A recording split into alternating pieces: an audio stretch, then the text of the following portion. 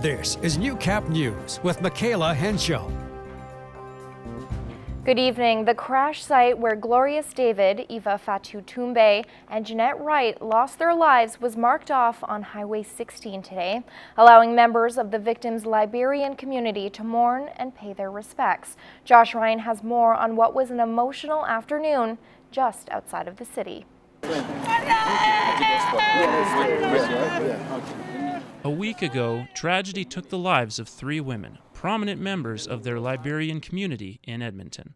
Today, this spot was one of mourning as that community journeyed to remember them. It's a way of honoring people who have done so much, who are so caring. If they lost their life somewhere, we will have to come and put the flowers and make sure that we know, we saw where this tragedy took place. RCMP and emergency services covered nearly a kilometer of road, trying to give friends and family of the deceased some security during their stay. We've had a lot of interaction with the family members and stuff, and we want to help them. What was initially going to be a group of around 100 people became much smaller, as many still find the memory too fresh and too painful.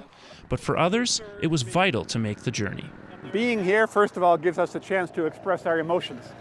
And it's one of the most vital elements in the healing process is not to bottle things up, but to release it. If this had happened to any other member of the community, the individuals would have been the one to organize people to come on this side. Flowers were laid, prayers were uttered, and some questions were answered, a number of those coming from Brendan Margerison, who was second on the scene of the crash. It's a mental challenge that everyone here has to go through, and I pray that everyone here keeps their strength. In the midst of tears, there's also renewed hope in remembering who these women were and knowing the progress of Wright's niece, Jeanette Wright-Gay, the 4th member in the vehicle. For the first time yesterday, she managed to walk for like 10 minutes with the help of the doctors in the hospital. And while the mourning will continue with funeral arrangements underway, Boombai says there's already a sense of relief, having witnessed the site where 3 of his community members lost their lives. But now I can tell anyone that I saw the site, I can describe exactly what happened and how, not how it happened, but where it happened, where it took place.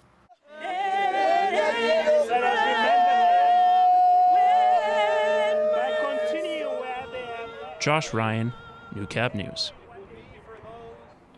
Maidstone RCMP have laid several firearm and drug-related charges against 4 people after police conducted a traffic stop north of Lloydminster on Highway 17 last Wednesday. The traffic stop resulted in seizure of firearms and suspected drugs. Devin Naseby, Nathan Wolf, Derek CKSA, and Sloan Akusheyu all face a long list of charges, including possession of a controlled substance for the purpose of trafficking, possession of a firearm without a license, and participation or contribution to activities of a criminal organization. All 4 are set to appear in court in Lloydminster on October 2nd. Well, 1 in 5 Canadians will experience mental illness or addiction in their lifetime. Today, Lloydminster supported individuals who are struggling by hosting Recovery Day. It's an event held nationwide that invites the community together to better understand addiction and look towards a future without the stigma. And for one man, this event saved his life. We are human beings.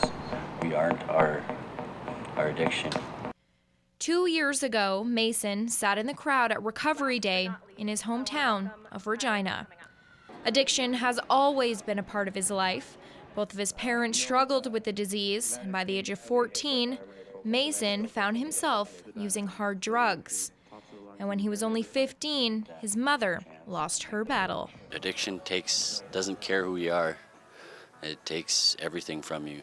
Despite losing his mother, the urge to use was too strong, and addiction took over his life. He begged for money on the streets where he lived, and only a few years ago, he was close to death. But it was when he heard others speak about their experience at Recovery Day that he decided to take his life back. I had to get to that point. I had to be broke. I had to be homeless. I had to be living off the streets in order to see what addiction was doing to my life. Today, I don't want to go back there.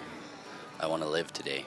1 in 3 Canadians suffer in silence because of the stigma that surrounds addiction, something this event looks to change, one community at a time. Addiction really is something that any one of us can struggle with, so having community involvement and awareness really will break the stigma and make treatment more readily available for people. It's a disease like diabetes or heart disease or even cancer. You can't really choose to have it.